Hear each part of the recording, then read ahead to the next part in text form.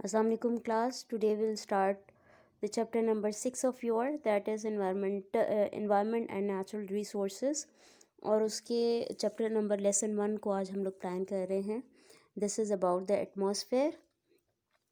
Atmosphere is the blanket of air that surround the earth. हवा का वो गिलाफ, वो कंबल जिसने पूरी ज़मीन को अपनी लपेट में ले रखा है, पूरी ज़मीन का घेराव किया हुआ है, राइट. हम हवा की कंपोजिशन की बात करते हैं. अगर हम एटमॉस्फेयर की बात करते हैं, atmosphere is the mixture of different kind of gases, dust, water vapours, clouds and precipitation of different gases or different dust particles. It absorb heat and energy from the sun. तो इन सब gases का, dust का, water vapours का, cloud का, air की जो precipitation rain की जो प्रेसिपिटेशन है उसका, और हीट और एनर्जी के एब्जॉर्प्शन का एक कॉम्बिनेशन है, राइट. एटमॉस्फेरिक कॉम्पोजिशन की बात करते हैं, इसमें कितनी गैसेस कितने परसेंटेज में है. तो सबसे ज़्यादा हाईएस्ट परसेंटेज नाइट्रोजन गैस की है, that is 78.09%. Second highest concentration है ऑक्सीजन की, जो कि 20.95 है, या हम इसको सिंपली कहते हैं कि 21% एटमॉस्फेयर में ऑक्सीजन प्रेजेंट है, right. Third is argon, inert gas है ये 0.93%, या तकरीबन हम कह सकते हैं 1% हवा में मौजूद हुआ करती है, एटमॉस्फेयर में मौजूद हुआ करती है, राइट. कार्बन डाइऑक्साइड की कॉन्सेंट्रेशन है 0.038, राइट. इसके अलावा बाकी अगर हम बात करते हैं तो डिफरेंट गैसेस जो है वो ट्रेसिस की फॉर्म में है, मतलब ना होने के बराबर है, बिल्कुल बहुत ही कम क्वांटिटी में है. उसमें नियॉन है, हीलियम है, मीथेन गैस है, पानी के वेपर्स हैं. इनकी कॉन्सेंट्रेशन वेरी करती रहती है, कभी वाटर वेपर्स एटमॉस्फेयर में ज़्यादा हो जाया करते हैं, कभी कम हो जाया करते हैं, राइट. इसके अलावा क्रिप्टॉन गैस है एटमॉस्फेयर में, हाइड्रोजन गैस है, जीनोन है और ओजोन है, जो कि एटमॉस्फेयर की सबसे ऊपर वाली लेयर में मौजूद हुआ करती है और प्रोटेक्शन का काम कर रही होती है ज़मीन के लिए, ठीक है.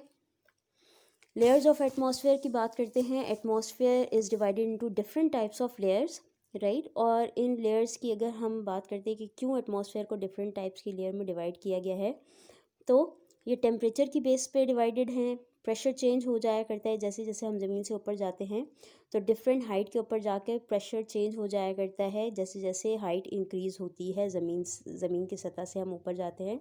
तो जैसे जैसे हाइट इंक्रीज़ होती है वैसे वैसे हवा का pressure plus atmospheric temperature vary करता है, जिसकी वजह से एटमॉस्फेयर को डिफरेंट टाइप्स ऑफ लेयर्स में डिवाइड किया गया है.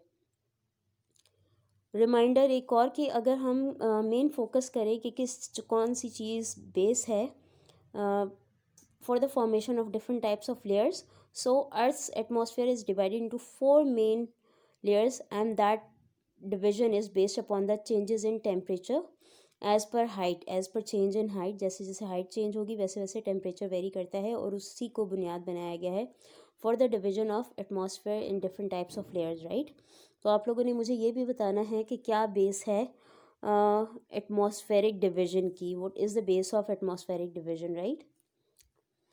स्ट्रक्चर ऑफ एटमॉस्फेयर की यहाँ पे आप लोगों को एक डायग्राम शेयर की हुई है.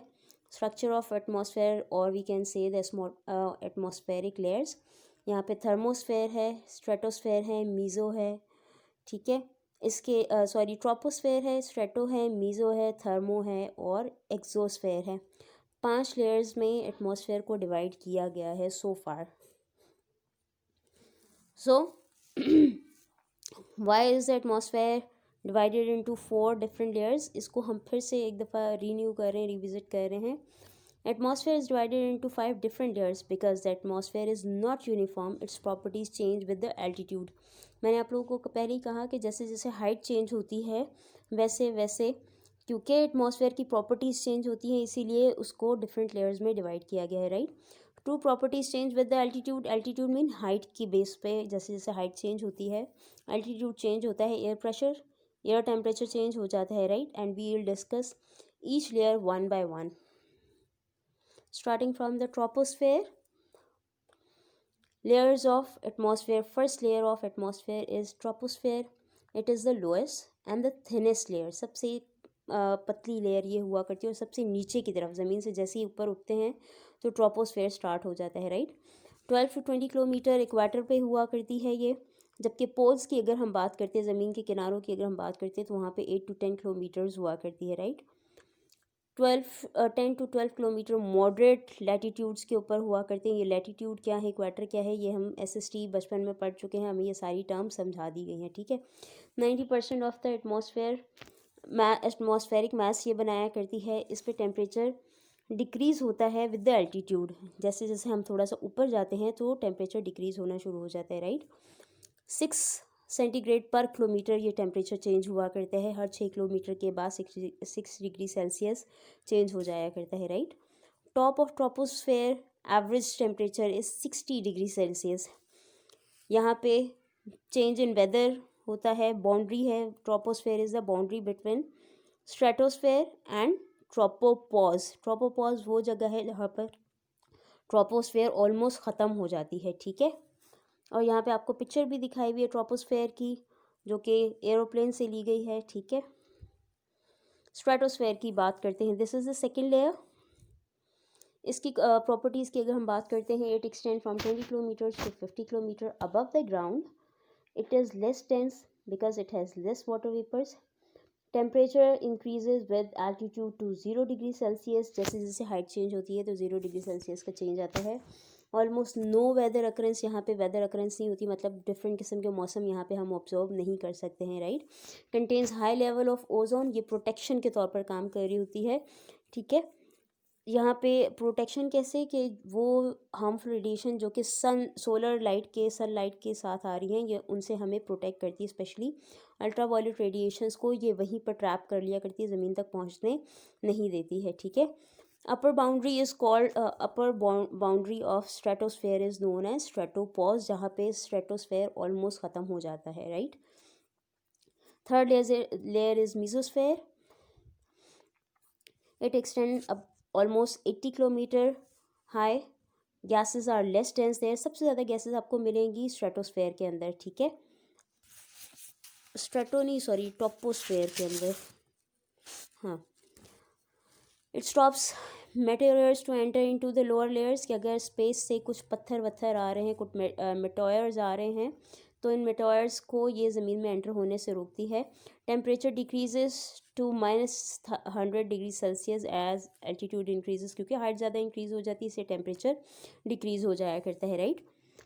Gases in this layer absorb, मैंने पहले ही कहा, वेरी लिटिल यूवी रेडिएशंस को ये ट्रैप किया करती है ताकि ज़मीन महफूज रहे, ठीक है। इससे ज़्यादा जो यूवी रेडिएशन है वो स्ट्रेटोस्फेयर में मौजूद ओजोन लेयर जो है वो स्टॉप किया करती है, वो प्रोटेक्ट किया करती है हमें ओजोन यूवी रेडिएशन से, जो कि ओजोन की तरफ या सूरज से आ रही हैं हार्मफुल रेडिएशन है ज़मीन के लिए, ठीक है। थर्मोस्फेयर की बात करते हैं। फोर्थ लेयर ऑफ एटमॉस्फेयर है। Above the mesosphere it extends almost 550 kilometre high. Temperature increases with altitude, क्योंकि अब ये ज़मीन से बाहर निकल चुके हैं, सूरज के करीब जा रहे हैं, तो यहाँ पे टेम्परेचर इंक्रीज़ होते हैं जैसे जैसे हाइट इंक्रीज़ हुआ करती है, right. It readily absorb solar radiations, ये भी एक मेन फैक्टर है कि यहाँ का टेम्परेचर रेज हुआ करता है, हाई हुआ करता है, क्योंकि ये सबसे ज़्यादा टेम्परेचर को एब्जॉर्ब हुआ करती है। और अगर हम इसके टेम्परेचर की बात करते हैं तो उसका टेम्परेचर 1000 डिग्री सेल्सियस तक हाई हो जाया करता है, राइट। 1000 से 1500 डिग्री सेल्सियस तक, right. Temperature can go as high as 100 to 15 degree Celsius. It reflects radio waves, ये रेडियो वेव्स भी स्पेस से आ रही होती हैं, ठीक है। यहाँ पे थर्मोस्फेयर के फर्दर डिवीजन की बात करते हैं, आयोनोस्फेयर की बात करते हैं। It is found at the bottom of the thermosphere close to mesosphere, ठीक है। मीजो और थर्मो के बीच का जो कनेक्शन है that is ionosphere. Ionopause is present between ionosphere and exosphere, right. Exosphere की बात करते हैं। Exosphere begins at about 500 kilometre above earth and does not have a specific outer limit, इसकी आउटर लिमिट नहीं हुआ करती।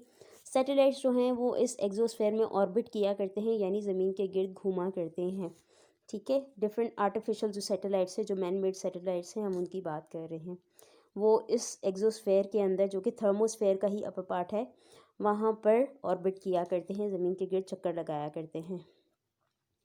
This is a temperature graph showing the temperature of different layers of atmosphere, ठीक है। ट्रोपोस्फेयर का temperature बता रहा है यहाँ पे, प्लस हाइट आपको बता रहे हैं कि 20 किलोमीटर तक हुआ करता है, और यहाँ के टेम्परेचर की बात हो रही है। स्ट्रेटो का टेम्परेचर बताया जा रहा है, और ये बताया जा रहा है कि स्ट्रेटोपॉज क्या है। यहाँ पे देखिए स्ट्रेटोपॉज क्या है, ट्रोपोस्फेयर और स्ट्रेटोस्फेयर के बीच की लाइन। यहाँ पे ओजोन की कॉन्सेंट्रेशन स्टार्ट हो जाया करती है। उसके बाद मीजोस्फेयर है, और स्ट्रेटोपॉज है। स्ट्रेटोपॉज वो जगह जहाँ से मीजोस्फेयर स्टार्ट हो जाया करती है। स्ट्रेटोस्फेयर ख़त्म और मीजोस्फेयर स्टार्ट हो जाएगा। इन द सेम वे यहाँ पे थर्मोस्फेयर की बात हो रही है, मीजोपॉज की बात हो रही है, और आयोनोस्फेयर की बात हो रही है। तो आप लोगों ने मुझे बताना है कि आयोनोस्फेयर में और मीजोपॉज में डिफरेंस क्या है। ठीक है, यहाँ पे फंक्शंस ऑफ एटमॉस्फेयर बताए जा रहे हैं। ट्रोपोस्फेयर की बात करें तो यहाँ पे वेदर चेंजेस आया करते हैं, प्लेन वगैरह इसी जो हाइट है इसी के बाउंड्री, स्ट्रेटो और ट्रोपो की जो बाउंड्री है वहाँ तक फ्लाई किया करते हैं। ठीक है, मीजोस्फेयर की अगर हम बात करते हैं तो वो एस्ट्रॉइड्स को रोकने का काम किया करती है। ज़मीन स्पेस से जो डिफरेंट किस्म के हार्मफुल एस्ट्रॉइड्स आते हैं ये उनको वहीं पे स्टॉप कर लिया करते हैं। थर्मोस्फेयर की बात करते हैं, यहाँ का टेम्परेचर बहुत ज़्यादा हाई हुआ करता है, प्लस सैटेलाइट्स जो हैं या स्पेस शटल्स जो हैं वो यहाँ पे ऑर्बिट किया करती हैं। ठीक है, सो फंक्शंस ऑफ एटमॉस्फेयर क्या है? Protection of life from dangerous sun rays, it allow sunlight to come in to the earth. ये एटमॉस्फेयर जो है वो सूरज की रोशनी को ज़मीन तक भी रसाई देता है। Allow the sunlight to reach the earth. It protects us from drastic temperature variation, insulate करता है अर्थ को।